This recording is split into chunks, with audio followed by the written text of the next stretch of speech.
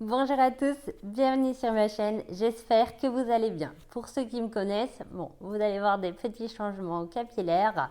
J'ai aussi fait mes petits ongles et je me suis fait bronzer. Bon voilà, il faut savoir se faire plaisir dans la vie. Souvent, je fais tout passer avant moi, les tutos, mes enfants. Là, je voulais me faire plaisir.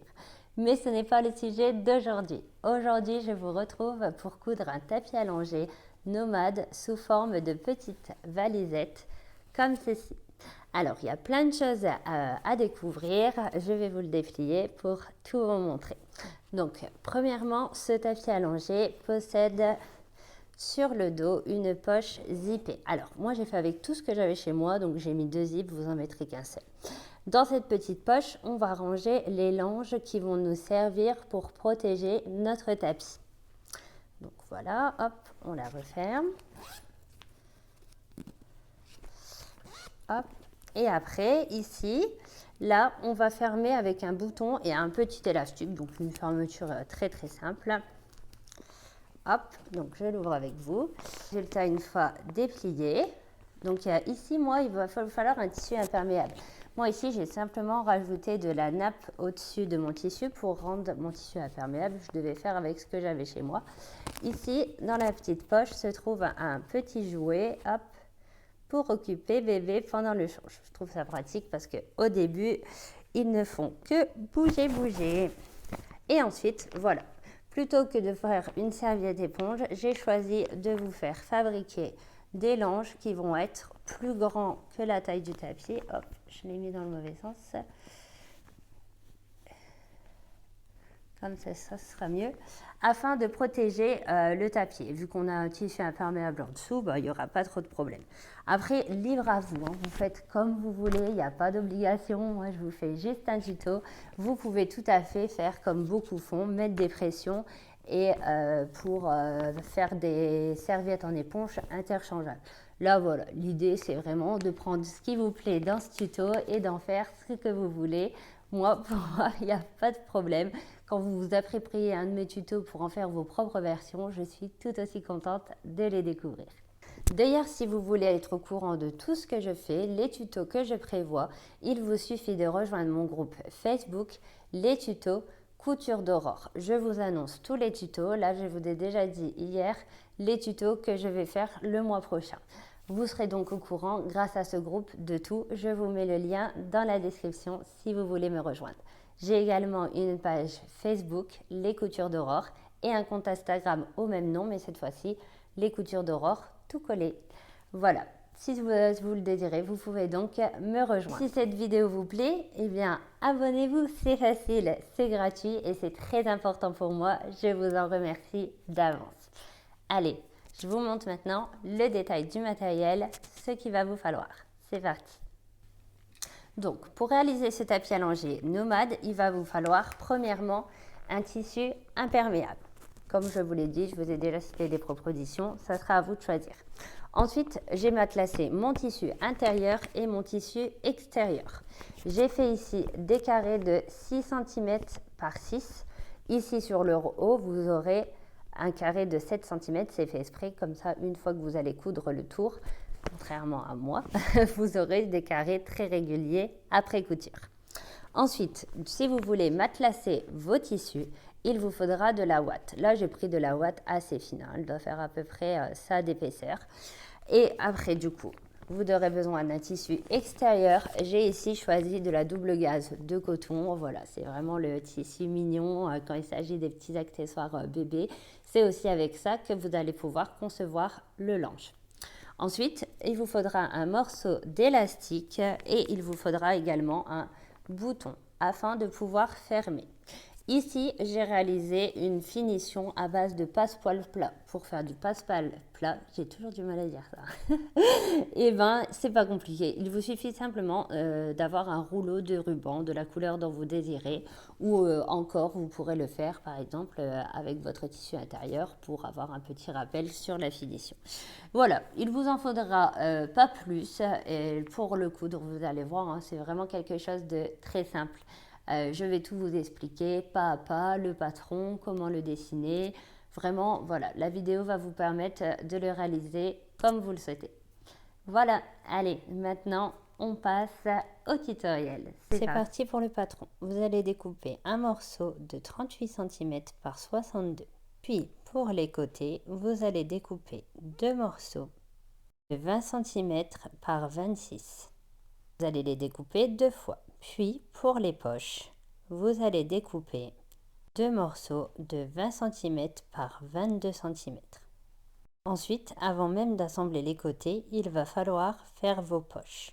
Pour cela, vous allez replier 2 fois 1 cm sur le haut, faire une surpiqûre à 2 mm du bord, puis vous allez pouvoir poser votre poche et faire une couture de maintien à 2 mm sur tout le tour.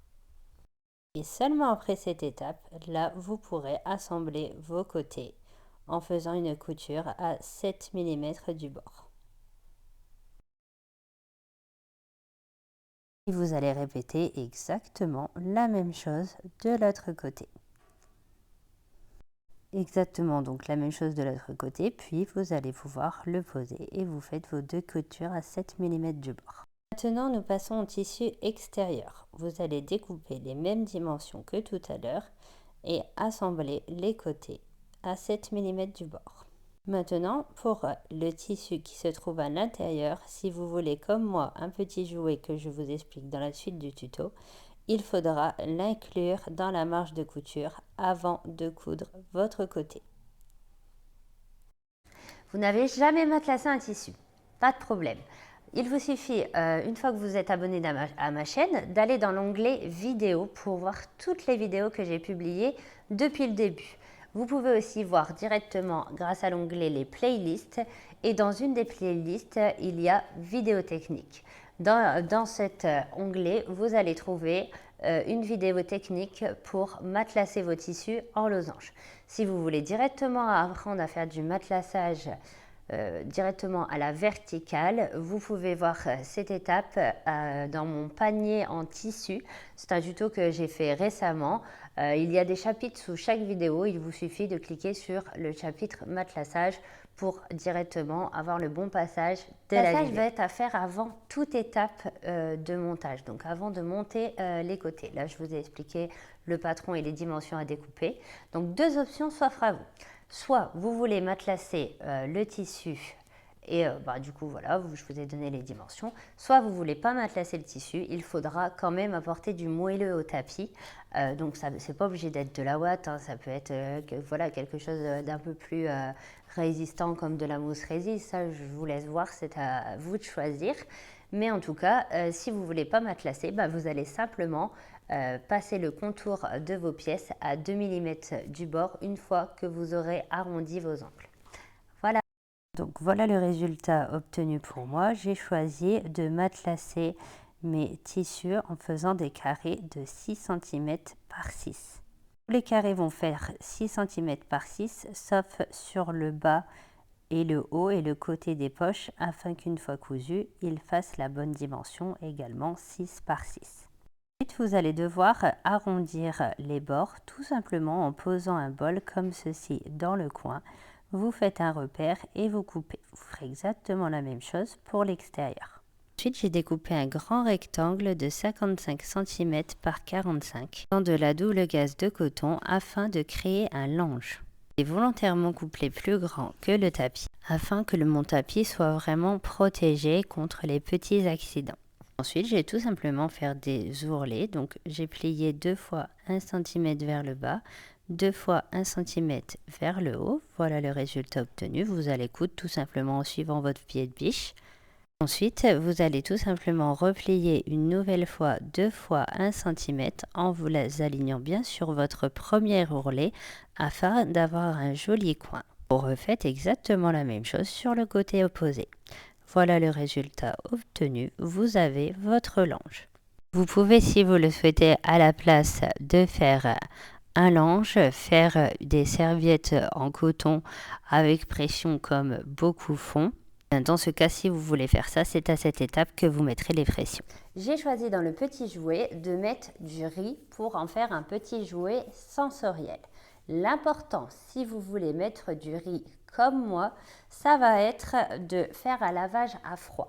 En effet, comme vous pouvez le voir juste ici, Le riz ne change que très peu d'apparence. Il va gonfler très légèrement dans l'eau froide. Donc bien sûr, si vous le lavez à l'eau chaude, il va cuire et donc il va changer de consistance. Mais si vous lavez à froid, il n'y a aucun problème. Ensuite, mise en garde. Pour un petit jouet, on renforce toutes les coutures. Je vais vous montrer où il faut les renforcer. Il faut surtout les renforcer au niveau de l'élastique.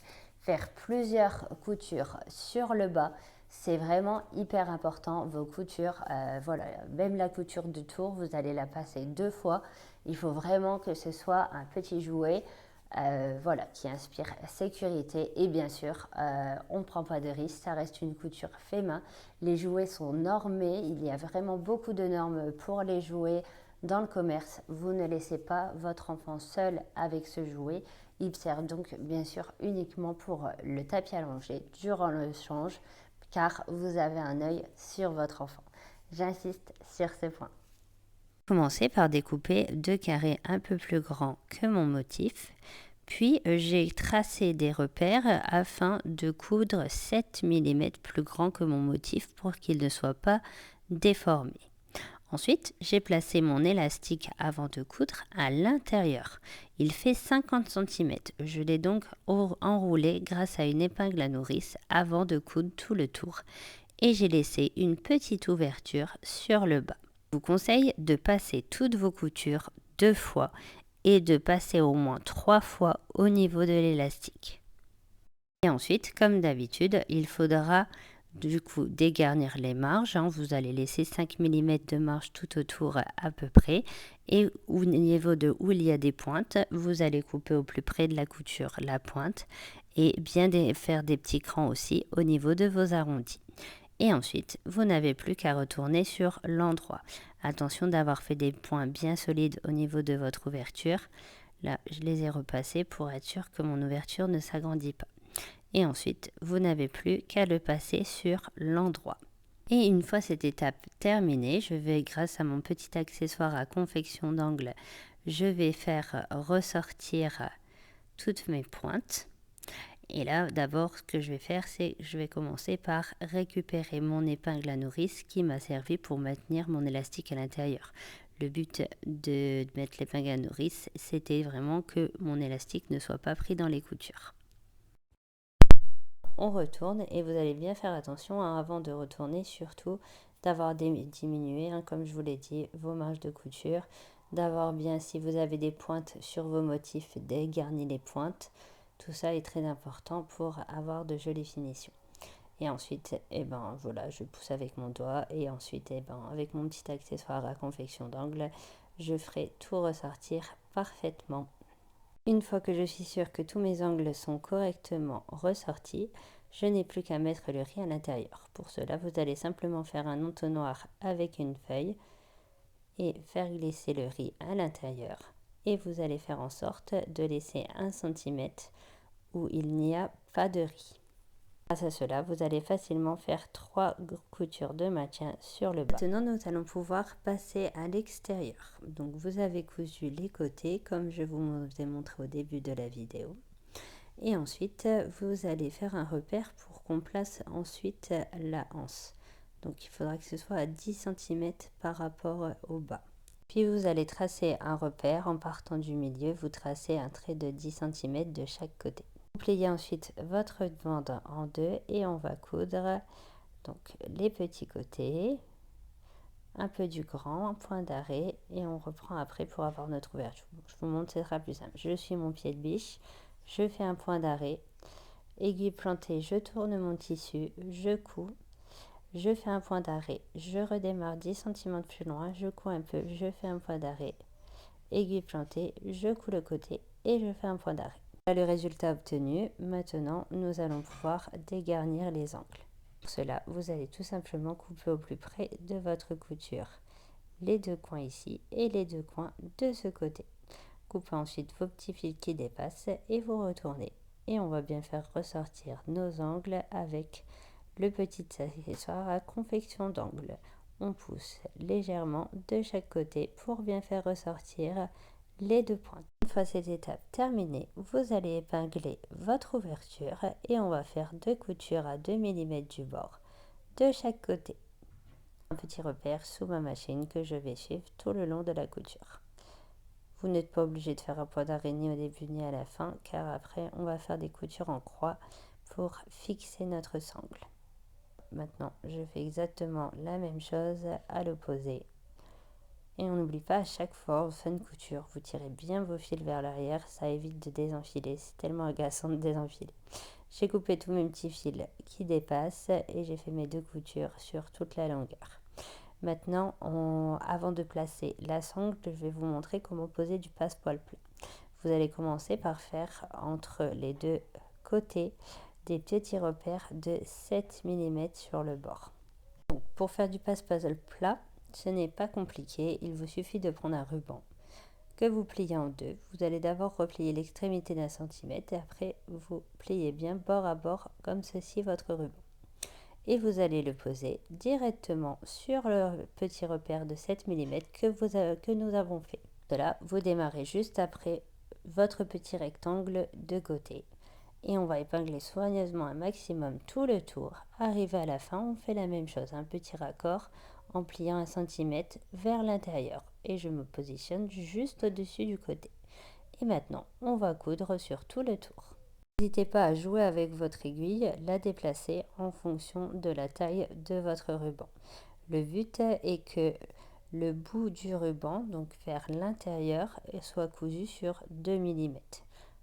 Là, je vais simplement prendre un repère à 1 cm sous mon pied et comme ça, je vais faire facilement une couture à 2 mm de mon ruban. Ce n'est vraiment pas une étape compliquée si vous avez bien fait vos repères à 7 mm.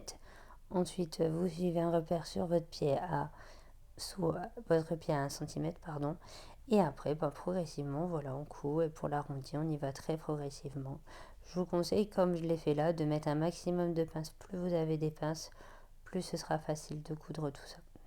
Voilà. Et vous continuez progressivement jusqu'à la fin et vous faites bien le point d'arrêt au début et à la fin. Maintenant, on va pouvoir placer notre anse grâce au petit trait que nous avons fait tout à l'heure. Alors moi, j'avais fait mon petit trait un tout petit peu plus court. En fait, finalement, je vais le mettre plus loin et c'est pour ça que je vous ai dit de tracer un trait de 20 cm. Donc le but est de plier en 2 le tissu de chaque côté. Comme ça, vous êtes sûr de bien vous centrer par rapport à votre trait. Et après, il ne vous reste plus qu'une fois que vous êtes bien placé, contre votre trait de matelassage si vous avez matelassé. Et ben voilà, c'est tout simple, vous placez bien comme ça votre anse. Et il ne reste plus qu'à faire une couture en croix de chaque côté, c'est une couture qui permet de solidifier. C'est parti pour la couture en croix. Le but en fait est de faire un seul passage pour former toute la croix. Donc il y a forcément des passages qui sont cousus 2-3 fois et d'autres une seule fois. Mais c'est beaucoup plus simple de faire la croix en une seule fois. Le but aussi c'est de bien faire attention, de bien remettre vos fils en arrière. N'hésitez pas à regarder par dessous. Et pour faire la croix, on va se baser par rapport à notre matelassage qui fait 2 cm et demi. On va commencer par coudre le côté à 2 mm du bord. Donc vous vous placez bien en prenant un repère par rapport au coin de votre pied. Vous faites un point d'arrêt, vous faites une première couture dans ce sens, aiguille plantée. Vous tournez votre tissu pour commencer à faire la deuxième couture qui va maintenir notre sangle. Bon, je n'ai pas encore effacé mes traits de feutre friction, il faudra que je le fasse. Et ici, hop, je vais ravancer sur 2 cm et demi en me basant sur mon matelassage. Aiguille plantée, je vais tourner une nouvelle fois mon tissu comme ceci. Et là, je vais avoir cousu le troisième côté. Une fois que j'aurai cousu le troisième côté, je vais repasser une nouvelle fois de l'autre sens aiguille plantée. Donc à cette étape, je vais avoir mon rectangle.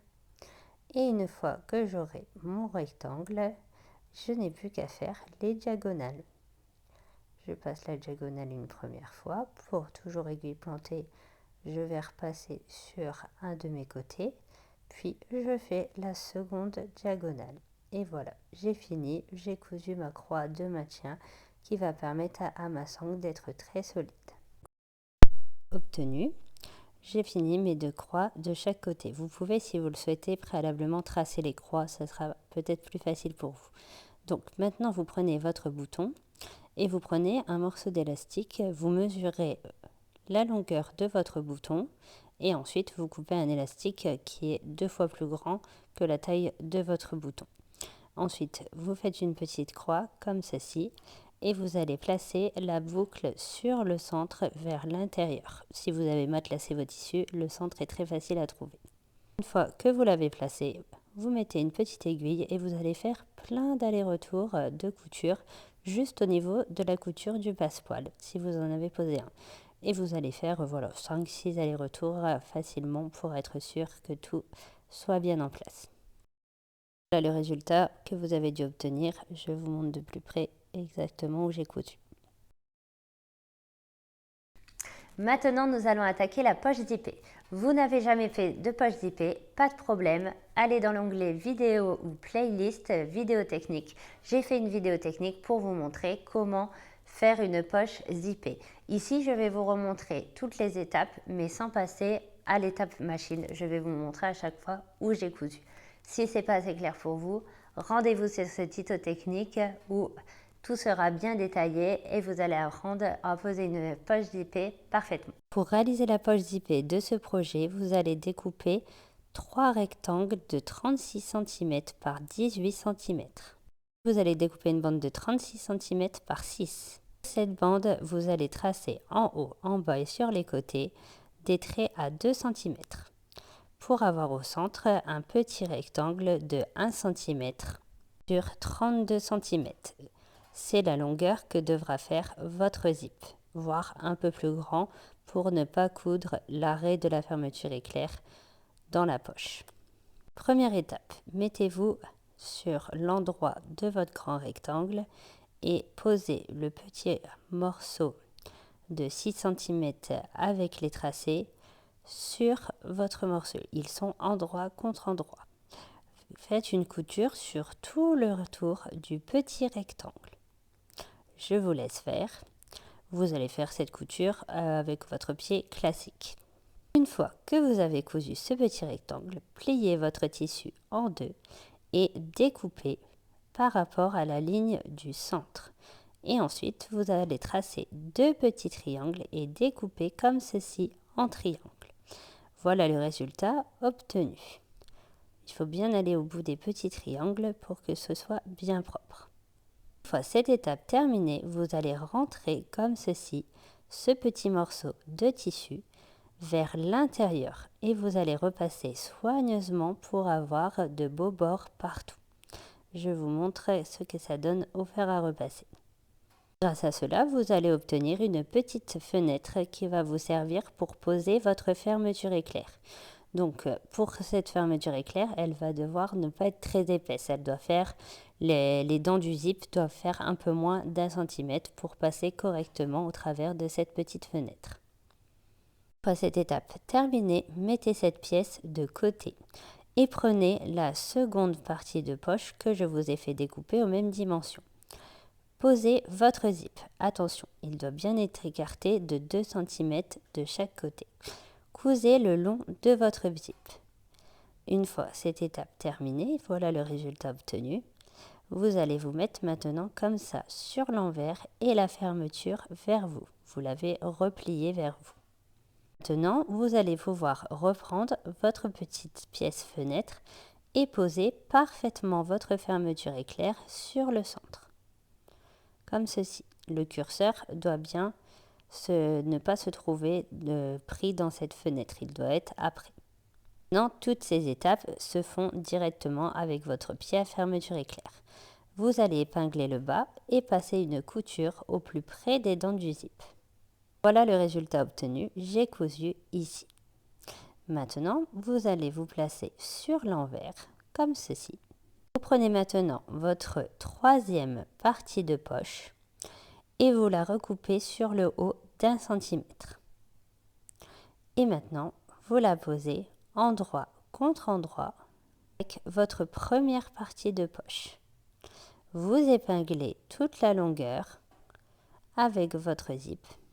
Ensuite, vous allez pouvoir retourner vers vous afin de voir votre zip et pouvoir coudre en ayant une bonne visibilité. Les deux tissus de poche intérieure sont maintenant posés endroit contre endroit. Et quand on retourne, on doit maintenant coudre cette partie du zip. Alignez-vous bien et cousez avec votre pied à fermeture éclair au plus près du zip. Une fois cette étape terminée, voilà le résultat. On a cousu ici. On rabat maintenant notre fenêtre contre notre fermeture éclair. On se repositionne parfaitement et on épingle très soigneusement afin d'avoir de jolies finitions. Et maintenant, nous allons pouvoir coudre le haut de notre zip, mais aussi les deux petits côtés. Ici, sur le côté et sur l'autre petit côté. Voilà le résultat obtenu une fois que je me place sur le dos. Et voilà le résultat sur le devant. Maintenant, nous allons pouvoir coudre l'intérieur de notre poche. Vous allez pour cela vous détacher de votre pièce du devant, comme ceci. Vous mettez les trois côtés vers vous. Vous allez maintenant pouvoir recouper d'1 centimètre tout le tour et après coudre les trois côtés. Et voilà, c'est terminé. Le résultat que vous devez obtenir, c'est que vous devez avoir 1 centimètre de libre sur votre pièce la plus grande tout autour. Alors, je vous parle toujours de mes étourderies. Bien sûr, il y en a eu. J'ai fait une énorme bêtise. J'ai cousu la poche que vous voyez ici. Vous allez voir juste là dans le tuto. Je l'ai cousue juste ici. Je ne sais pas pourquoi. Je ne sais pas où j'avais la tête. Mais voilà, je vais maintenant vous donner les bonnes indications pour placer correctement dans le tuto cette poche pour qu'elle soit au dos de votre tapis. Ça ne vous arrivera pas, il n'y aura pas la même bêtise que moi. Personne ne doit la reproduire, c'était vraiment du grand n'importe quoi. Je ne sais pas où j'avais la tête. Donc pour placer votre poche, vous allez simplement vous placer, hop, je vous montre, voilà, à 4 cm dans ce sens. Donc l'arrondi est vers vous et vous allez vous passer 4 cm après la poignée pour placer le début de votre poche. Alors attention, là on est bien d'accord, je ne suis pas au bon endroit, mais c'est ce que vous allez faire pour placer votre poche. Vous allez replier 1 cm vers l'intérieur, en haut, en bas et sur les côtés. Et vous allez faire en sorte d'avoir 1 cm de libre de chaque côté. Ensuite, vous allez épingler très soigneusement pour être sûr que rien ne bouge. Voilà le résultat que vous avez dû obtenir une fois que vous avez bien épinglé tout le tour. Il est important de bien laisser 1 cm de chaque côté avant de passer à la couture. Vous allez simplement faire une couture à 2 mm du bord sur tout le tour. Je vous laisse faire. Résultat obtenu. Alors on est d'accord, ma poche n'est pas placée au bon endroit. Je vous ai bien précisé comment la placer.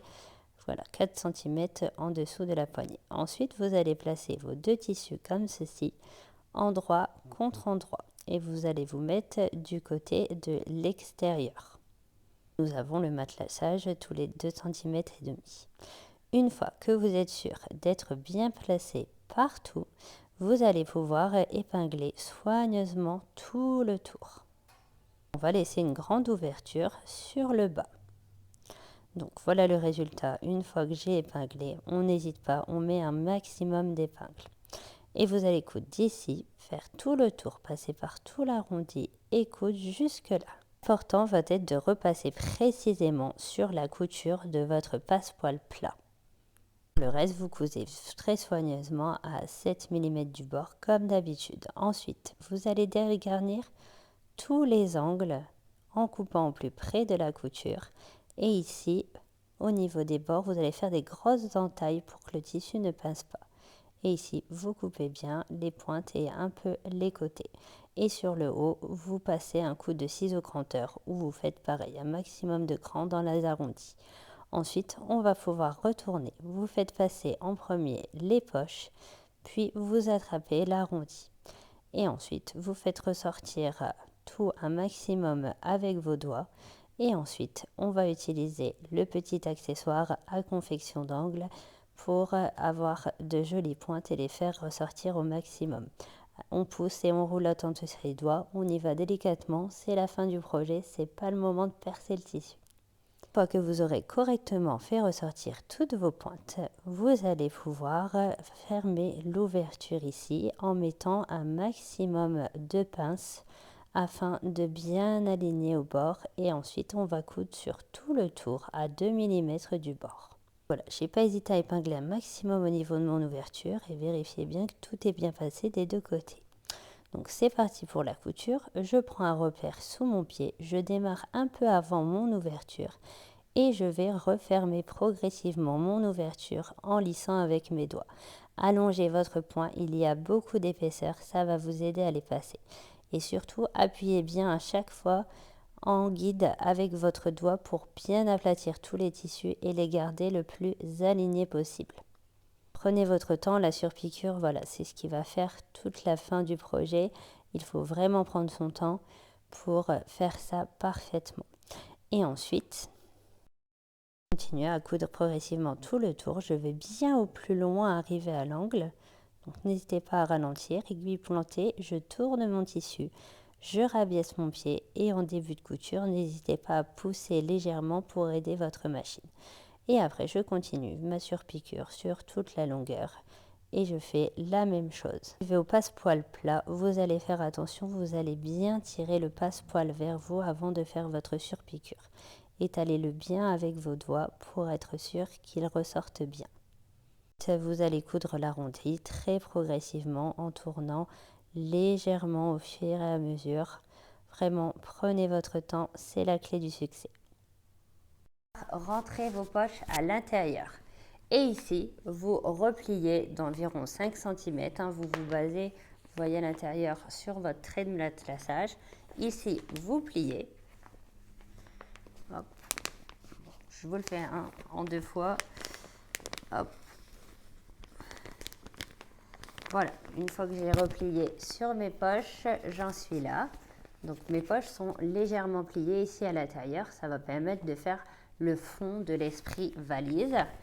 Et ensuite, on replie tout simplement le rabat de sorte que la poignée soit alignée sur le haut. Et une fois le pliage terminé, vous n'avez plus qu'à placer votre petit bouton.